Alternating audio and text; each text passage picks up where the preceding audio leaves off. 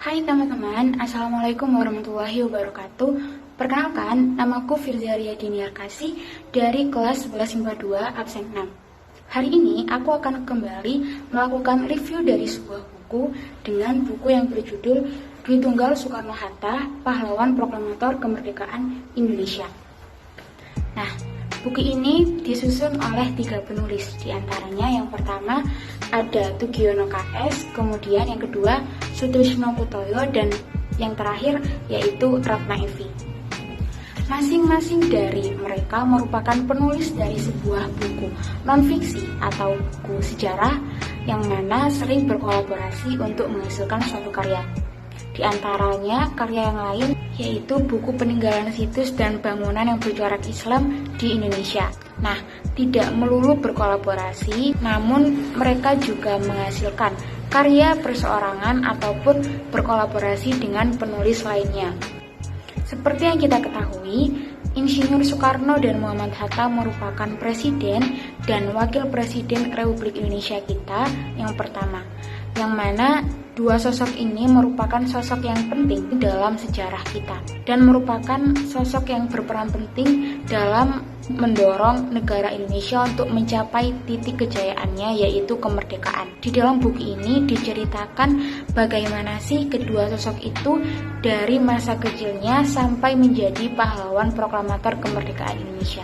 Oke, untuk bukunya sendiri dengan buku yang berjudul Dwi Tunggal Soekarno-Hatta, Pahlawan Proklamator Kemerdekaan Indonesia, yang mana disusun oleh 3 penulis tadi, Tugiono dan kawan-kawan, berjumlah 157 halaman dengan ukuran 17,5 cm kurang lebih dan 24,5 cm.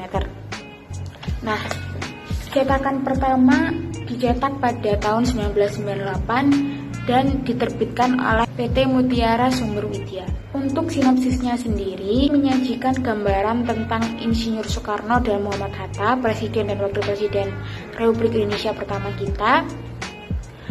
Buku karangan Tugiono dan kawan-kawan ini menguraikan tentang bentuk kerjasama yang terjalin dan saling mengisi antara Soekarno dan Muhammad Hatta sejak masa pergerakan nasional serta perjuangan-perjuangan mereka untuk dapat menyongsong Indonesia mencapai titik kejayaannya kemerdekaan Indonesia. Buku ini terdiri atas 6 bab.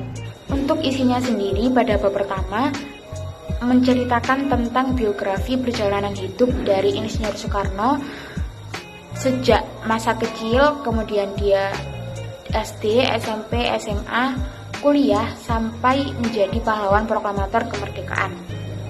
Nah, dulunya nama Insinyur Soekarno ini bukan hanya Soekarno, melainkan terdapat nama depannya yaitu Kusno Sostro Soekarno. Namun karena dulunya ini Insinyur Soekarno sering mengalami sakit-sakitan sehingga nama depannya dihilangkan dan hanya dipanggil Soekarno. Nah, pada masa kecil Insinyur Soekarno tinggal bersama ayah, bunda, dan neneknya di Tulungagung, Jawa Timur. Dan pada umur 6 tahun, Insinyur Soekarno bersekolah dasar di Tulungagung, Jawa Timur, namun kemudian pindah ke Bumiputra, Mojokerto karena ayahnya dipindah kerjakan di sana. Setelah lulus, ayah dari Insinyur Soekarno ini membawa Insinyur Soekarno untuk bersekolah di ILS, yaitu Sekolah Dasar untuk Belanda, karena beliau ingin anaknya pandai berbahasa Belanda. Lulus dari ILS, kemudian beliau melanjutkan ke HBS, Hager Burger School, yang dimana pada saat ini Soekarno ikut dalam anggota Jong Java. Nah, disinilah Insinyur Soekarno kerap dibully oleh teman-temannya, bahkan gurunya juga ikut. Kemudian setelah lulus, beliau melanjutkan ke perguruan tinggi di THS yang sering kita kenal dengan ITB atau Institut Teknologi Bandung. Lulus dari sana, beliau langsung ditawari berbagai macam tawaran pekerjaan yang sangat menjanjikan dan menjaminkan, di mana beliau sudah mendapat fasilitas rumah elit, kemudian kendaraan dan lain-lainnya. Hidupnya sudah terjamin. Namun ternyata semua tawaran tersebut ditolak oleh Insinyur Soekarno, dan Insinyur Soekarno memilih dengan ketetapan hatinya untuk berjuang memerdekakan bangsa dan membangun bangsa Indonesia yang merdeka. Pada bab kedua menceritakan tentang biografi perjalanan hidup dari Muhammad Hatta, di mana Muhammad Hatta ini dilahirkan pada tanggal 12 Agustus 1902 di Bukit Tinggi, Sumatera Barat. Nah, Muhammad Hatta sama dengan Insinyur Soekarno, yaitu memiliki nama asli sendiri. Nama aslinya sebetulnya yaitu Muhammad Attar. Nah, kenapa sih Attar berubah menjadi Hatta? Nah, nama Attar dulunya itu dipanggil oleh teman-temannya sebagai Atta, sehingga lama-kelamaan namanya ini berubah menjadi Muhammad Hatta. Hatta dibesarkan pada lingkungan keluarga yang cukup berada dan cukup terpandang, namun karena kekayaannya tersebut tidak membuat Muhammad Hatta menjadi sosok yang pemalas dan manja, melainkan menjadi sosok yang bertanggung jawab, soleh, taat beragama, teguh pendirian dan disiplin. Pada umur 5 tahun, Hatta dimasukkan ke Taman Kanak-kanak atau sekolah Frobel. Setahun kemudian, Muhammad Hatta bersekolah dasar di Bumiputra, namun hanya selama 3 tahun, kemudian pindah ke ILS, Sekolah Dasar Belanda. Nah, kepindahan Muhammad Hatta ini dianjurkan oleh gurunya karena gurunya berpendapat bahwa Muhammad Hatta sudah pandai berbahasa Belanda, dan ayahnya juga memiliki keinginan agar anaknya menjadi anak yang pandai dalam berbahasa Belanda. Setelah tamat dari ILS pada tahun 1916, Hatta melanjutkan SMP-nya di Mulo. Di sini Hatta ikut serta dalam Jong Sumatranan Pon dan beliau menjabat sebagai bendahara.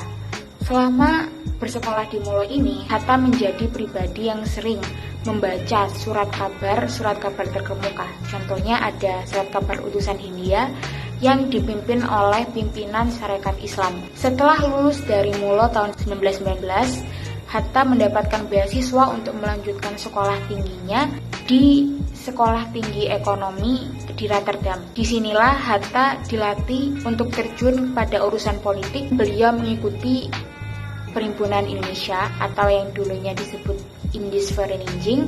Hatta kerap kali menjadi ketua PI, yang mana PI di bawah pimpinan Muhammad Hatta menjadi lebih maju dan lebih dikenal oleh negara-negara lainnya.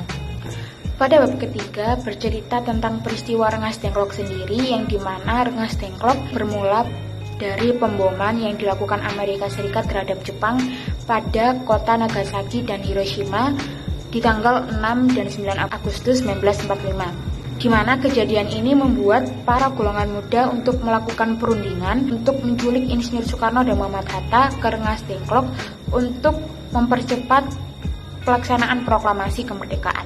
Nah, disitulah terdapat perdebatan yang sangat kalut terhadap golongan tua dan golongan muda tentang kapan waktu yang tepat dilaksanakannya proses proklamasi kemerdekaan.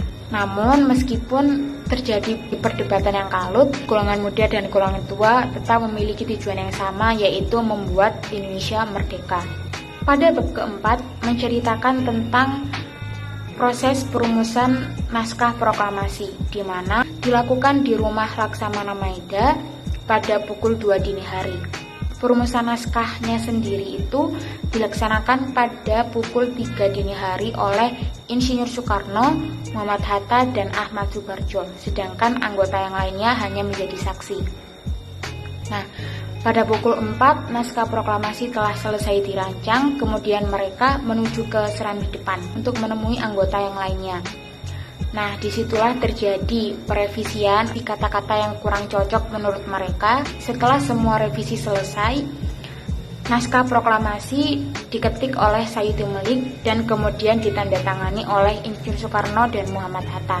Nah, peristiwa ini berlangsung pada tanggal 17 Agustus 1945 bertepatan pada bulan suci Ramadan. Pada bab kelima menceritakan tentang proklamasi dilangsungkan. Diawali dari penyebaran berita proklamasi kemerdekaan melalui kurir kepada masyarakat yang dimana menyatakan bahwa proklamasi akan segera dilaksanakan. Mulanya proklamasi dilangsungkan di lapangan Ikada, namun sayangnya tentara Jepang curigai aktivitas para pemuda pada malam hari kemarin, sehingga tentara Jepang sudah mengepungi lapangan Ikada. Melihat hal itu, tempat proklamasi kemerdekaan dipindahkan ke kediaman Soekarno pada Jalan Pegangsaan nomor 56. Nah, pada waktu itu Insinyur Soekarno juga sedang sakit. Namun ketika Muhammad Hatta datang, Insinyur Soekarno langsung memproklamasikan kemerdekaan. Nah, untuk bab terakhir, bab ke-6, di mana menceritakan tentang Dwi Tunggal Soekarno-Hattanya sendiri, yang dimana mereka berdua ini, Bung Hatta dan Soekarno, telah menjalin hubungan kerjasama yang dilandasi dengan jiwa yang tulus dan ikhlas beserta pengorbanan yang tinggi, sehingga dapat membantu Indonesia untuk menjadikan negara yang merdeka. Untuk menghormati jasa-jasa beliau, masyarakat bangsa Indonesia memberikan gelar yang khusus dan istimewa untuk kedua sosok penting itu, yaitu Dwi Tunggal Soekarno-Hatta. Memang di antara mereka berdua sering terjadi perdebatan-perdebatan kalut yang sering dilontarkan secara verbal. Bahkan karena perdebatan itu, Muhammad Hatta mengundurkan diri dari jabatannya sebagai Wakil Presiden Republik Indonesia. Namun, hubungan mereka tetap terjalin dengan baik. Jika terdapat masalah pada urusan pemerintahan, Muhammad Hatta akan langsung menulis di surat kabar, kemudian dikirimkannya kepada Insinyur Soekarno.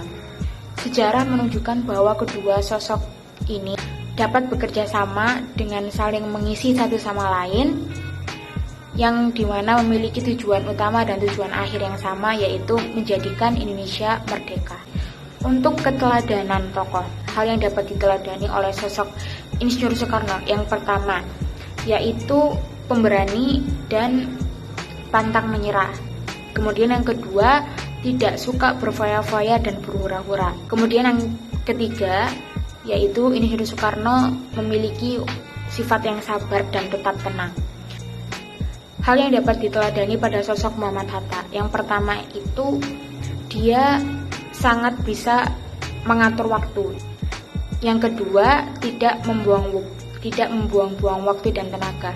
Kemudian yang ketiga, beliau suka menulis dan membaca. Nah, untuk kekurangan dan kelebihan yang terdapat pada buku ini, yaitu untuk kelebihannya, buku ini memiliki sampul yang menarik, kemudian pemilihan font dan ukuran fontnya yang cukup jelas, cukup besar dan jelas, sehingga dapat dibaca oleh kalangan muda maupun tua. Kemudian di buku ini juga dilengkapi berbagai macam gambar dari berbagai peristiwa yang mengikutinya. Untuk kekurangan buku ini sendiri, yaitu terdapat pada halaman pertama, karena sayang sekali tidak dijelaskan dengan lengkap siapa saja penyusun dari novel ini. Terdapat penulis, kemudian tahun cetak, dan penerbit saja. Kemudian yang kekurangan yang terakhir, yaitu masih terdapat kosakata yang tidak baku pada buku ini. Contohnya pada bulan Februari, yang dimana kata bakunya itu sebenarnya Februari.